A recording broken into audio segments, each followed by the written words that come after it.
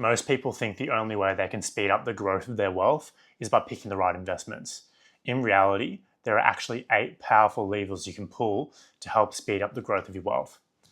In this video, I'm going to run you through what those 8 levers are, but more importantly, how you can use them in your situation.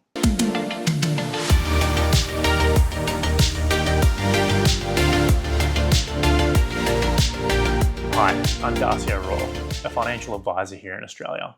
One of the most frustrating things that I come across on a regular basis when dealing with new clients is them getting hung up on a specific part of an investment strategy, like generating a high return. When it comes to building wealth long term, there's definitely a lot more than that, and there's more things that you need to focus on when looking at a strategy. So what I want to do is run you through the 8 key levers that you can pull to help you build long-term wealth. We'll start out with lever number 1, time. Time is so important. It's the most powerful part of the compound interest formula. To show you just how important it is, let's compare 2 people that want to invest $10,000. We've got Jess, who's 20 years old, and Peter, who's 50 years old. They both want to access this investment when they're age 65. We'll assume they're retiring then. Let's have a look at what the difference would be on a $10,000 investment. Both investors start out with an investment of $10,000. We're going to assume that neither of them invests any more money and they generate a return of 6% after fees and taxes. Now, Peter is 50 years old, meaning he's got 15 years in the market. At the end of those 15 years, he'll have around $24,500. Now, Jess is a lot younger. She's 20 years old, meaning she's got an extra 30 years in the market. What that means is she'll be invested for 45 years. And each year, the amount that she generates as a return will be reinvested year after year and compound year after year. What's the impact of that?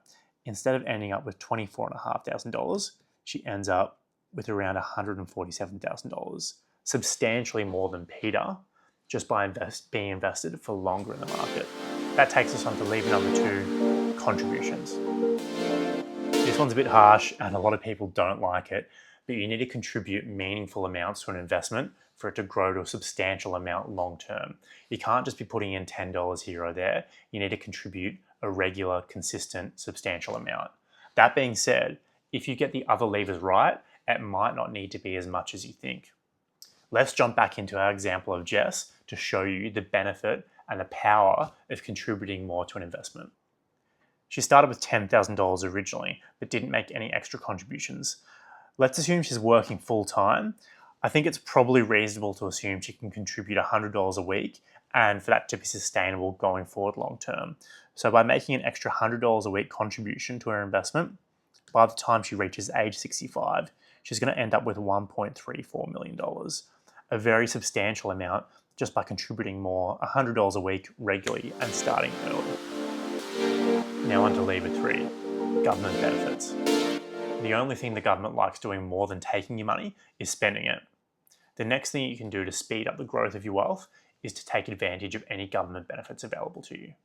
Depending on the age and stage of life you're in, those benefits could be things like first home owner incentives, the age pension, childcare subsidies. It really depends on your situation, what options are available to you. The thing is, the government has these schemes and benefits on the table, and if you're not taking advantage of them, other people are. So your tax dollars are essentially just paying for other people to take advantage of these benefits. Now, if you're using these benefits, that means more of your money can be invested in the market and help you grow your wealth long term. Now on to lever number 4, tax. It doesn't matter how good your return is that you generate if it all goes to the tax man. There are lots of different ways that you can reduce tax. One of the most popular ones is contributing money to super or investing through a superannuation structure. So to understand what kind of impact that would have when it comes to growing wealth, let's jump back to our example of Peter and see what kind of impact it would make if he was to invest in superannuation. We'll assume Peter has a salary of $120,000, meaning his taxable income, including Medicare levy, is 32%. So he's paying 32% tax investing in his personal name. If he invests in superannuation, his tax rate is 15%. The investment that we're looking at has a 9% return in total before taxes. Now with superannuation, the net return he's getting after paying tax is 7.7%, whereas investing in his personal name, the return is 6.1%. By the time he reaches retirement, is going to have around $25,000. He'll get a 7.7% return by investing in superannuation compared to 6.1%, which will bump his investment up to around $31,000 just by investing in a better tax structure. That takes us on to lever number 5, fees. Fees are generally one of the easiest things we can control when it comes to investing. Most investments are quite clear and transparent about what their fees are before you start investing in them. And in some cases, you can invest in investments that are very similar and in some cases, virtually identical for very different levels of fees. Let's take a look at some Australian share investments so you can get an idea of what kind of disparity there is when it comes to fees and investments in the market. We're starting out with Global X here. Their A300 share investment. Now, this investment invests in the top 300 companies in Australia in line with their market weighting. The fees for this investment is 0.04%. Now, have a look at Vanguard. They've got an investment here, Vanguard Australian Shares Index Fund, which essentially does the same thing. It invests in the top 300 companies in Australia, but the fees for this investment are 0.16%.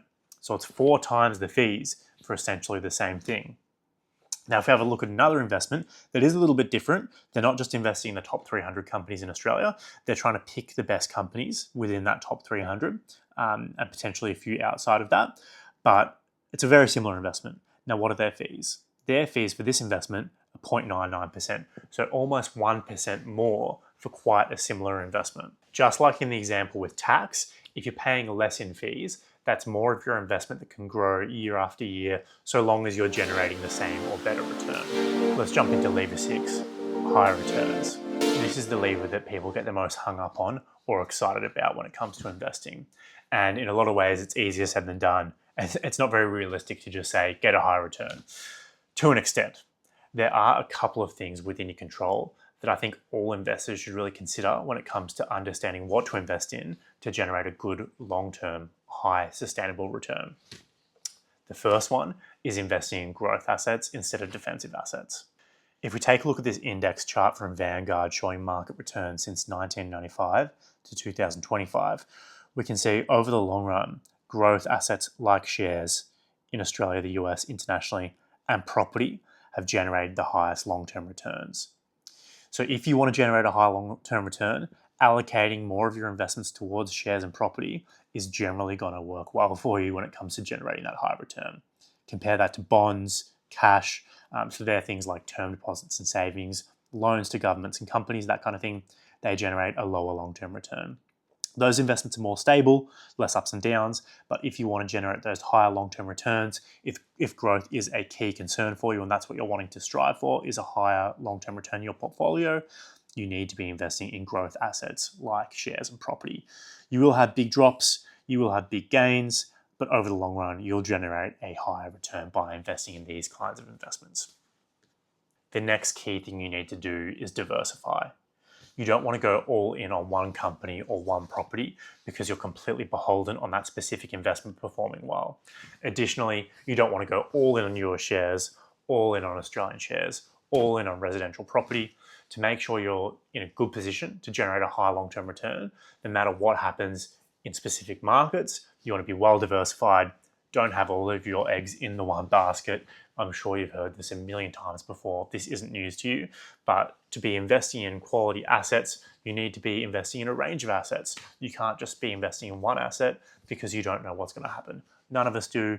So the next thing you can do to put yourself in a great position to generate a high long-term return is invest in a diversified portfolio of quality growth assets. That brings us to lever 7, leverage. Borrowing to invest can amplify the gains in your portfolio. That being said, if the market drops, it'll also amplify the losses. Additionally, when you're borrowing to invest, you need to keep up with the holding costs. Sometimes an investment will actually cost more than it's generating if you borrow to invest. This is really common in the property space. Most investment properties nowadays that people purchase are actually negatively geared and they cost money to hold. So you need to be able to withstand big ups and downs. So you're going to have bigger drops when the market drops if you borrow to invest, and it will also cost you money in some instances to hold that investment. But over the long run, it can really benefit the long-term growth of your investment because you're investing a lot more capital, than you've originally put in because you've borrowed to invest. Let's take a look at two different investments from BetaShares. We have A200 that invests in the top 200 companies in Australia. BetaShares also have Gear, which invests in the top 200 companies, but it actually borrows to invest. So if you invest $1,000 of your own money, they'll invest roughly $2,000. They'll basically borrow $1,000 to invest on your behalf. So you put in $1,000, they buy roughly $2,000 shares. Very rough numbers. I've assumed a gearing multiple of 2, not 2.5, just the numbers off the top of my head to help explain how it works. But they're basically borrowing to invest for you. Now, what's the impact of borrowing to invest? Well, this chart here compares the long-term returns of the A200 investment and then the geared investment where they've borrowed to invest. Now, if we have a look at the long-term returns, this is comparing the historical returns since this investment was started. And we can see that the person has generated a long-term return of about 35% by borrowing, whereas when they haven't borrowed, they've generated close to 95%. So quite a big difference by borrowing. That being said, when the market drops, look how much sharper this drop is. You're going to have much, much bigger downturns if you borrow to invest. So you need to be aware of this and be comfortable with the fact that you will have drops, and those drops will be bigger if you borrow to invest. Before I get to the final lever, I just wanted to quickly mention that if you want any personalized help with this stuff, you can book a free 15-minute financial planning call in the link in the description. All right, let's get to the final lever, discipline. This is arguably the most important lever of them all. If you don't have discipline, your entire plan can fall apart. Whatever strategy you decide on, you need to make sure you stick to it. When it comes to investing, there's going to be ups, there's going to be downs. There's going to be times where there's big drops in the market, and there's going to be times where you don't want to invest. If you decide you're going to contribute on a regular weekly basis, for instance, but only contribute once every few months, your plan isn't going to work. If there's a big downturn in a time like COVID and you sell and don't remain invested, you're not going to be there for those best days in the market after those drops. So whatever your plan is, you need to make sure you maintain your discipline and you stay invested. Finally, let's jump to timing it all together. No investment or strategy is ever going to be a 10 out of 10 across all 8 of these levers. That's not what this video is about. That's not what this way of considering an investment is about. It's about making sure you don't get hung up on one specific thing and ignore everything else.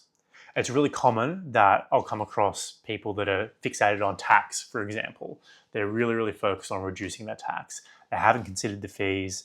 They haven't considered the kind of return they're getting. It's all about the tax. What I want you to do when you're looking at an investment and you're assessing a strategy is to think about all these 8 things.